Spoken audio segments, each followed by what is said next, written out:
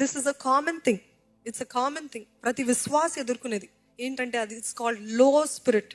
ఆత్మలు ఎంతో అడగంటిపోయిన స్థితి, నిస్పృహకి లోనైన స్థితి, బాధ, చెప్పసఖ్యము కాని బాధ, నాకు అర్హత లేదు అనే ఆలోచన, నేను ఫెయిలియర్ని, నేను యూజ్లెస్ని అనే ఈ ఆలోచనలు, ఇవన్నీ కూడా ఎమోషనల్ సఫరింగ్ అంటాం. Emotional suffering, it's called emotional suffering. నీ చుట్టూన్న పరిస్థితులు బట్టి ఎటువంటి ఇంట్రెస్ట్ ఉండదు, ఏది ఇచ్చినా మీకు సంతోషం ఉండదు, ఎవరు ఎంతగా చేసినా అందరి ముందు అది చక్కగా నవ్వుతున్నట్టు ఉంటారు, మళ్ళీ పక్కనకు పోయి ఒంటరితనంలో కూర్చోాలని ఆశపడతారు, ఒంటరితనంలో ఏడవాలని ఆశపడతారు. ఇదంతా okay. After it takes a emotional toll, it will start taking a toll on your body. మొదటిగా మనసులో స్టార్ట్ అవుతుంది, తర్వాత మన శరీరం పైన ఇది ఎంతో ప్రభావితం చేస్తుందండి. యోబుని చూసినట్లయితే మొదటి ఇక్కడ స్టార్ట్ అయింది ఆయనకి మానసికమైన బాధ, ఎమోషనల్ పెయిన్, మానసిక నొప్పితోటి బాధించబడుతున్నప్పుడు తర్వాత స్టార్ట్ అయింది శారీరక నొప్పులు.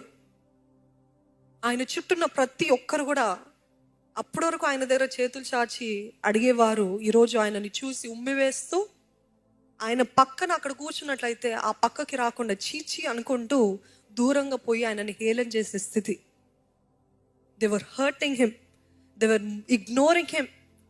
నీతోటి ఏం పని, నువ్వేదో భయంకరమైన తప్పు చేస్తావు, అందుకనే నీకు ఈ శిక్ష అని ఆయనని నిందిస్తూ బాధపెడుతూ, అప్పటి వరకు ఈయన ఎంతో సహాయం చేసిన వ్యక్తులే ఆయన పైన తిరగబడి ఆయనకి దూరంగా వెళ్ళాలని ప్రయత్నిస్తున్నారు.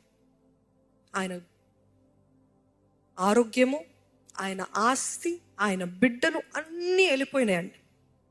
ఎందుకు వెళ్ళిపోయినాయి? ఆయన ఏమైనా తప్పు చేస్తాడు కాదు.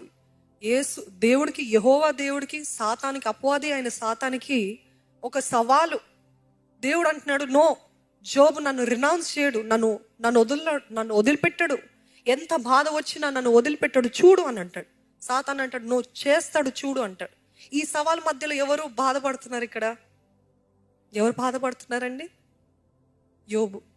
మెనీ అ టైమ్స్ మనం అనుకుంటాము, చాలాసార్లు అనుకుంటాము, దేవుడికి నా పైన కోపం ఉంది కాబట్టి నేను ఇది అనుభవిస్తున్నాను, దేవుడు మిమ్మల్ని, మీ పైన తన దృష్టి ఉంచి మీ యందు ఆనందిస్తున్నాడు కాబట్టి ఇది అనుమతించాడు. నమ్మిన వారు ఉంటే హల్లెలూయా చెప్తారా?